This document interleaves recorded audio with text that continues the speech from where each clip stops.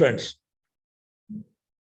and let me sincerely and genuinely, from the bottom of my heart, express thanks to each one of you for making me part of this very, very interesting program, which will go on for the next 3 days.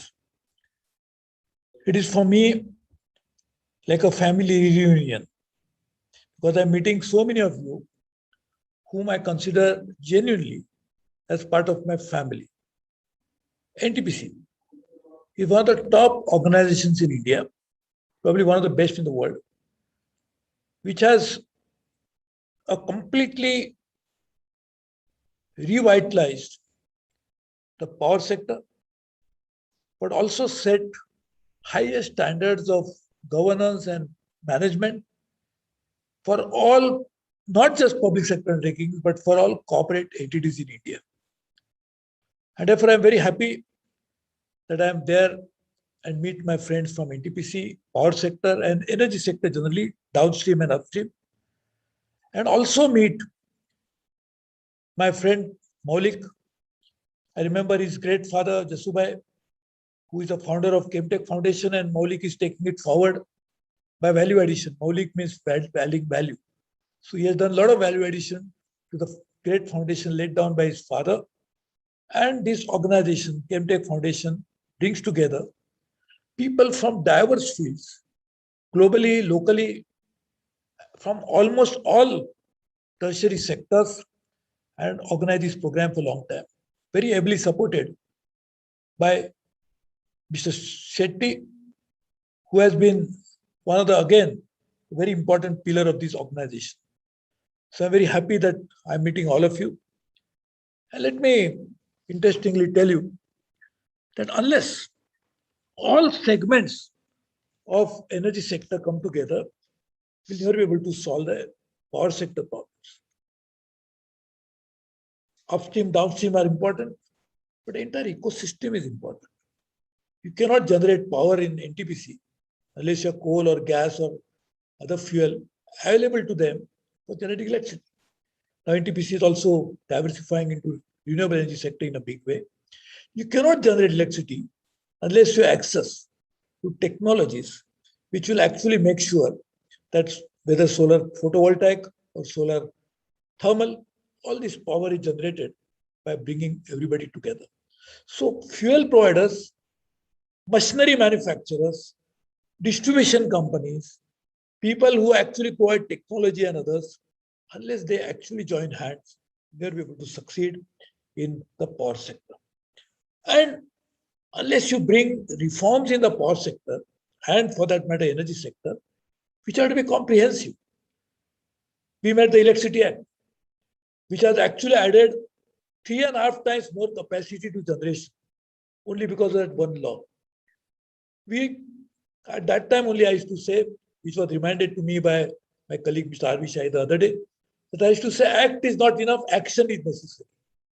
That means you have to work on act, but also action. So the action has to be in the form of administrative, technological, financial, commercial, governance. All those issues must fall at the same time, fall in place so that we can succeed. I remember NTPC, topmost company, as I said, but a challenge was that they were 1/3 of the electricity at that particular point of time was generated by NTPC. But they'll generate top class, they will operate at the highest PLF level, provide low-cost electricity, but they're not getting money. So just imagine the states were buying electricity from NTPC, were feeling that it's a central government, why should we pay? At a point of time, the NTPC's recovery ratio had gone down to 48%. I said, the reforms in Electricity Act is fine. And that's what has created a huge change in the electricity sector, along with energy efficiency law, which again I had piloted in the parliament. But Act was not enough. We said we need action, as I mentioned. So we came out with tripartite agreement, fighting with states, fighting with Reserve Bank of India, fighting with everybody, so that NTPC's recovery rate will go up. I think it should be now more than 95%. When NTPC made an IPO, one of the salient feature why the investors really responded so enthusiastically, besides NTPC's own intrinsic strength, was the tripartite agreement.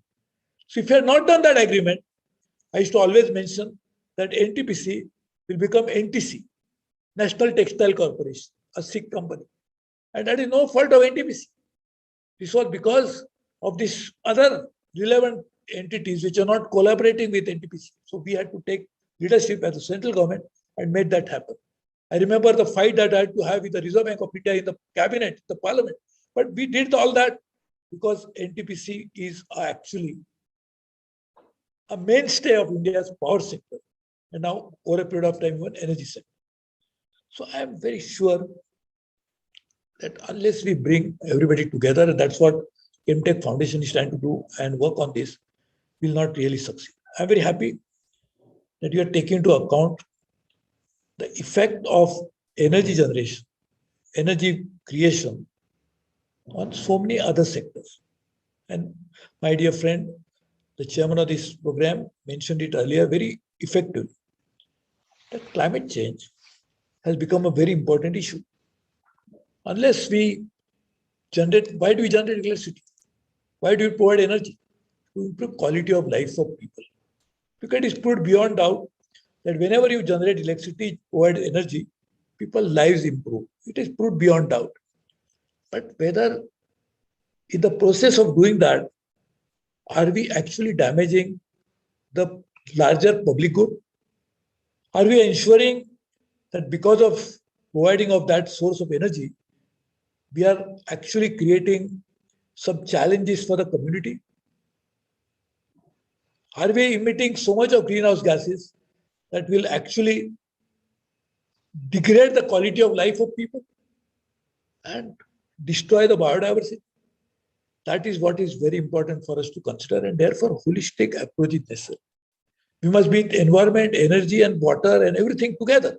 In fact, that's why I'm the founding chairman of a very interesting think tank called Council for Energy, Environment and Water, CEW.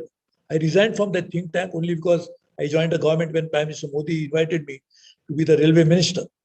But I can clearly tell you, unless you bring this holistic thinking, will not succeed. And by providing one service, are we creating another problem? That is what we need to think very seriously. And that to do that, we must bring stakeholders together. We must think together. We cannot work in silos. We cannot compartmentalize approach. It's not good enough. And that's why we encourage such conference.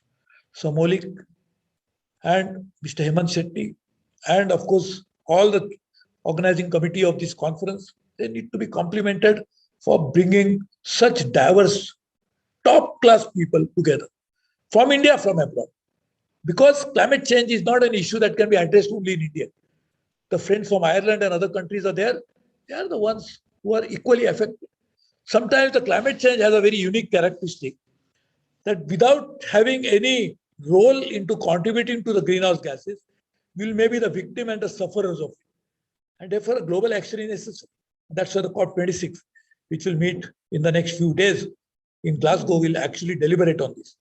I used to lead India's delegation for climate change talks many times when I was the environment minister and when I was not, because Prime Minister always felt that I should go and represent Prime Minister Vajpayee, and therefore I used to go there. And I know more or less all the people. I was recently in Europe, met all the top global leaders, and I was talking to them about a need to take immediate action. For the technological solution which I mentioned, just imagine, I don't know, my friends in NTPC would know it better, but coal is a mainstay of India's energy sector and will continue to be there for some more time to come.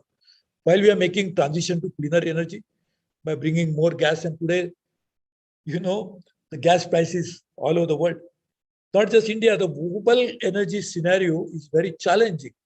In fact, the oil price is already more than 85, it has touched $86 per barrel. But the gas prices, equivalent of the oil price, had gone 3 times more. In fact, the gas prices in Europe have increased 8 times in the course of last few months.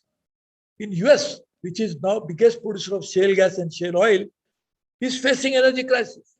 So is China, which has far bigger installed capacity than India, is one of the biggest sufferers.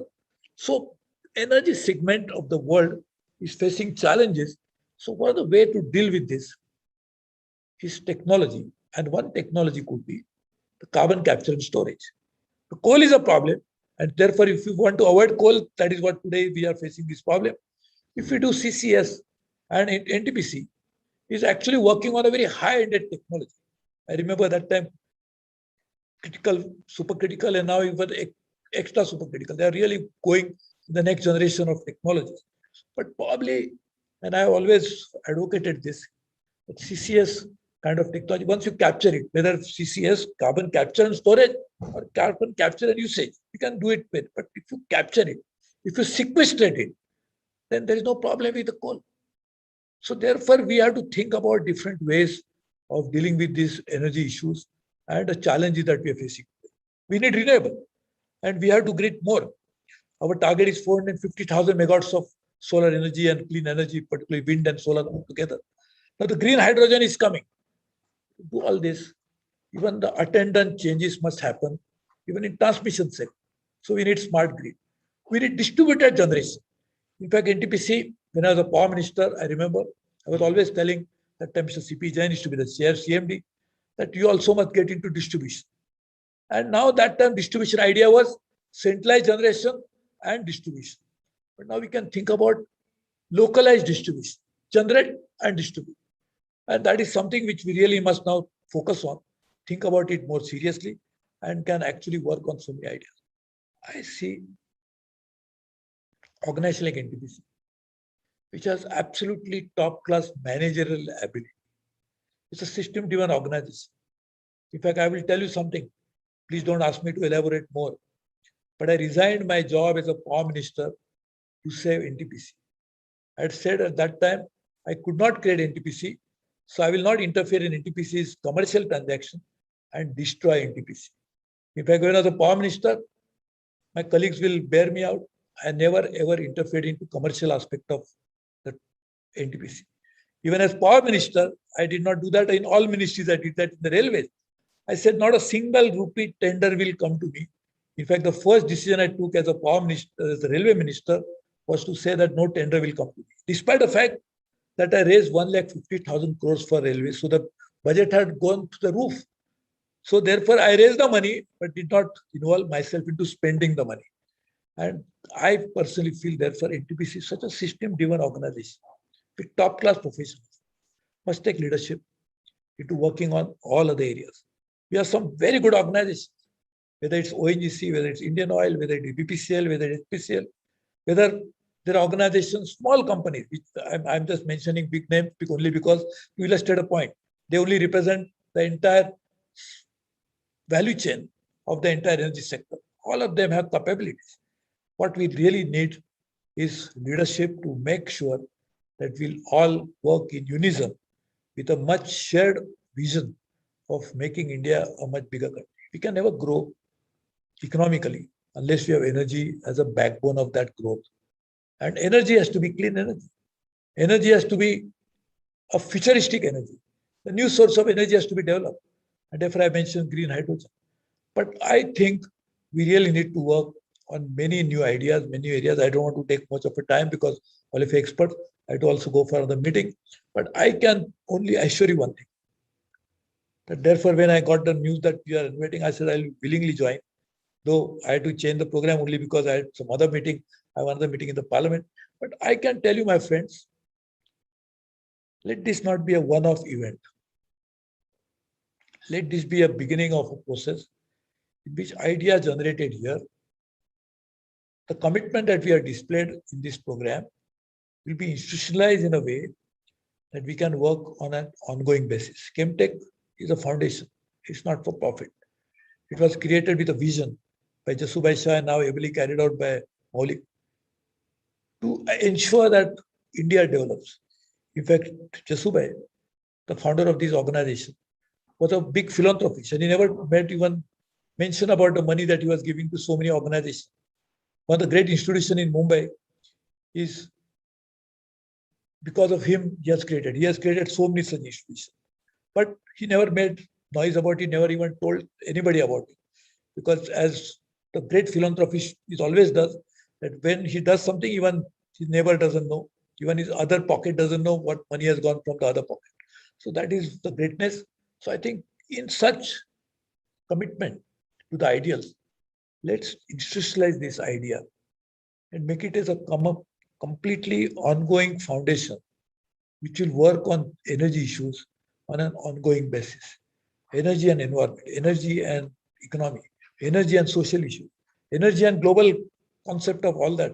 So we have to, like, for example, there is no other commodity which is as internationalized as energy. There is one price, the Brent price, which is the benchmark price, which all of the world follows.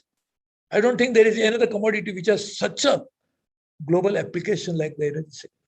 There is no other sector which has implications on the climate change, because the land use change, which has effect on climate change, which is mining, the energy, which is building, which uses the energy, which has impact on climate change, the power generation, which has impact on climate change, the industry, which uses most of it from power generation, others has impact on climate change. So energy and its impact is very large.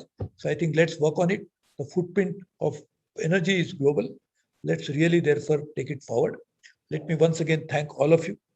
I'm very sure that equipment manufacturers, even in power sector, the others, technology providers, the energy saving companies, all of them are part of our family.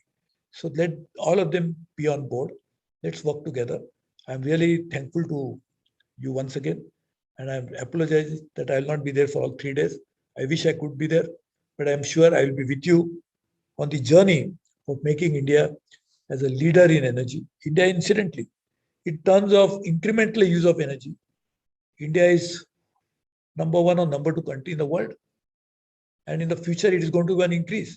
So therefore, we are a significant partner into this whole process. So thank you very much. All the best to you.